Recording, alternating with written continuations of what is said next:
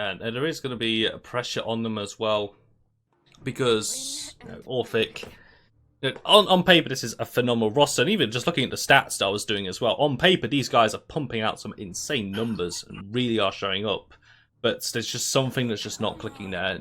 Best of 3 though, they can reverse sweep. Dink did it to them before, so why couldn't Orphic do it in kind? Jaguar Falls is going to be on game 2. Leon, Atlas, and the Makoa already banned away by both of these teams. So I feel this is more a return to the more standard bans that we're seeing here. Yeah, this is definitely a standard ban. Usually, like, if you look at the last Jaguar game, we had a Willow ban. No, I take it back. Okay, never mind. Willow's now banned. She's coming into standardized banning for this map due to the simple fact there's a high ground, the 2 bridges that you can take, and on defense, all bridges, all crevices she can reach with her flutter. So, right, let's go ahead and see what the first pick will be. Dink Esports decide to go with the Ashe. Ashe, to me, now I was asked, Jay, if there's any frontline I want to start learning frontline, right? So say you want to learn frontline, I recommend Ashe because she's top tier pick. She's always been a top tier pick, and she's pretty easy to pick up. She's easy to pick up. She has a low barrier to entry, but a really high skill ceiling. When you see an Ashe main when they are on the day. I mean, look back at season 2 VODs of Hammer CD. Hammer. Look at Saki playing Ashe just this season as well. That's what you can do with a champion. But even if you're just picking up Ashe for the first time, you can still have an impact in the fights. It's just knowing as a frontline when to go in, when you are safe, when you can deal damage, when it's best to back out, when to put the sheet, when to manage your cooldowns. Draft carrying on now, Orphic are going to pick up the Genos, so Chubby Plum is going to be pretty happy about that one to get the Genos pick. The Barrack taken away. Grover and Bomb King coming out here. Oh, I like this. I like Bomb King. That's the one I'm really liking here. I've only just started playing him properly to try and get myself into more blasters because you know me, when I play my casuals, I like to swing the old lizard about. But anyway, Orphic Gaming picking up the Cassie. Yeah, I like this. Was banned. Actually, it is taken away from Orphic Gaming here. They banned it initially. Away, yeah. I'm still interested in the Leon ban though. I'm trying to think. I mean, Orphic going, they don't have a blaster as yet, so last pick could be the Drogos. Neptune, we know, can play an amazing Cassie and an amazing Drogos. So normally when we see hit scans banned, especially someone else, as powerful a counter pick it worthy as Leon, it does normally signal either a Willow or a Drogos pick. But the Willow was taken off the board, and Drogos, it could still have a place, but okay, no, that's fine. We've got Zin. Okay, 1.6% pick rate. He's only been seen once this season. Well, this does actually leave the Drogos open for Orphic here, and I actually believe that's a good pick. Leon's off the table. Bomb King, yes, of course, can still do it. There it is. There's the Drogos pick. Booga booga, everybody! Welcome aboard to game number 2 between Orphic Gaming and Dink Esports here in Magistrates Legacy League Season 3 Playoffs. Let's go to the rosters. On the side of good old Dink Esports, we have Danny TBT on the Guillotine Zin, Milad on the Rampart Blooming Grover, Riflu on the Royal Subjects Bomb King, Seer playing that battering Ram Ash once again, and Soul on the modest Gracie Nara. And on the side of Orphic Gaming, we have Neptune the Blue with the Wormjet Strogos, Andromius with formidable Fernando Maeve, playing Big Game Cassie, Chubby Plum on the Luminary Genos, and Dutch Knight on the Tinkering Barrack. The power of the Barrack, it has been picked time and time again through the regular season, and now it's back again here on Jaguar Falls.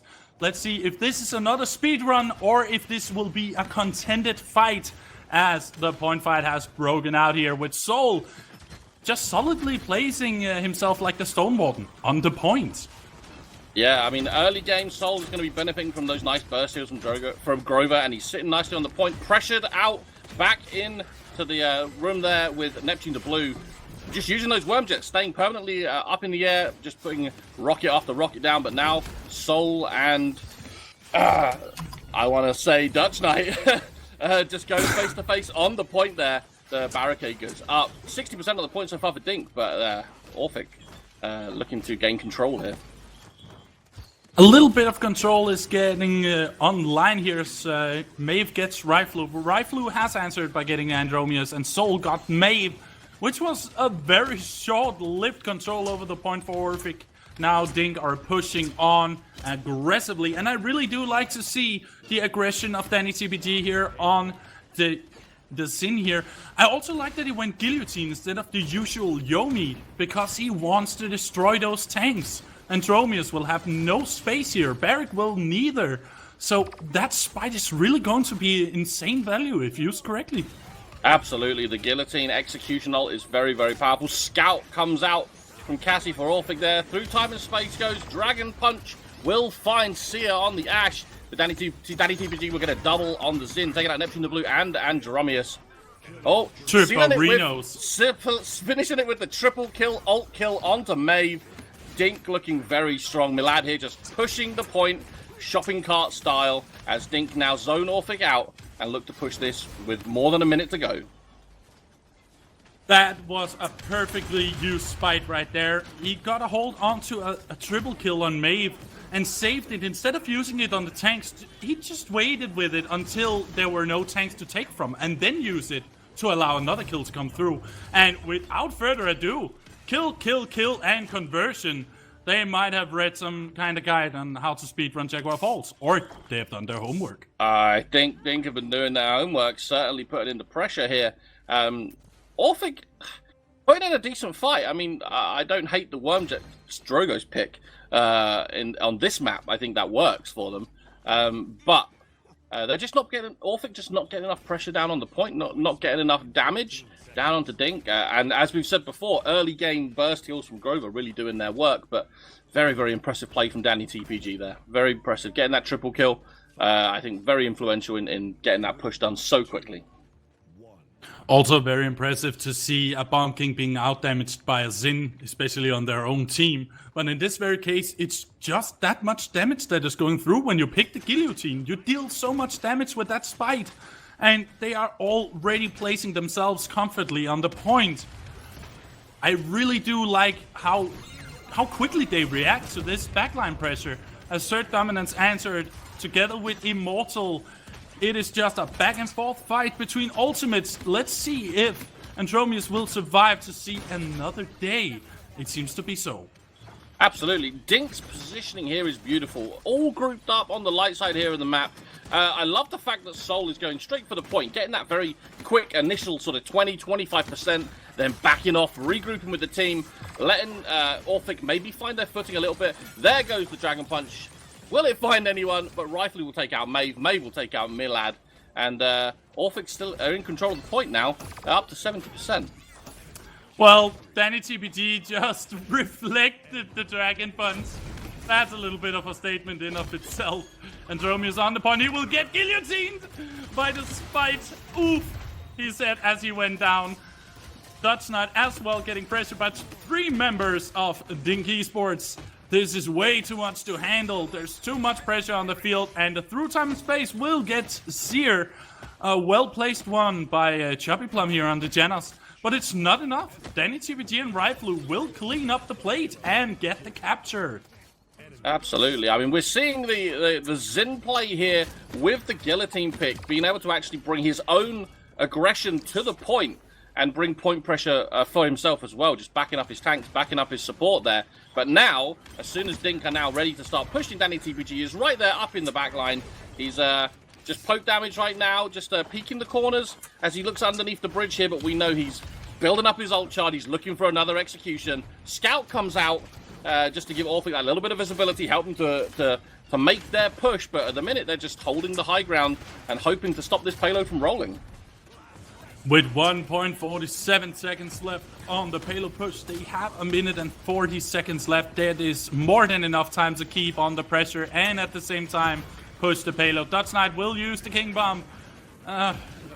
It didn't do as much as it wanted to when Neptune gets 2 kills in exchange for the 2 kills from the King Bomb from Riflu. A little bit back and forth. Yeah. Yeah, the ultimates there used very, very well on the side of Dink, actually. The Dome Shield comes out, and normally that damage that the Dome Shield will put out will pressure a team away from that choke point, but the Whirlwind popped immediately, and Dink just go, you know, what damage? And just continue to push that payload. But now Orphic look to gain a foothold. They've managed to hold off the push from Dink, and now they're looking to keep them at bay. And 53 seconds to go that they need to hold on to take this back to another point fight to try and save this match. As of now, Orphic Gaming are getting guillotined. Good night, Dutch Knight, said Danny TPG as he went in with all that he had. He will go down though, but it's answered by Seer going assert dominance up on the field. Maeve trying his best to deal the damage. It's just not enough. Rifle will take him down. The through time and space connects as well. Neptune the Blue got down to Milad's axis. He would ask a question or two, just like a lumberjack would. And that is pretty much cleaning up the entirety of Orphic Gaming's roster. And Dink Esports will get to the grand finals of Magistrates Legacy League Season 3.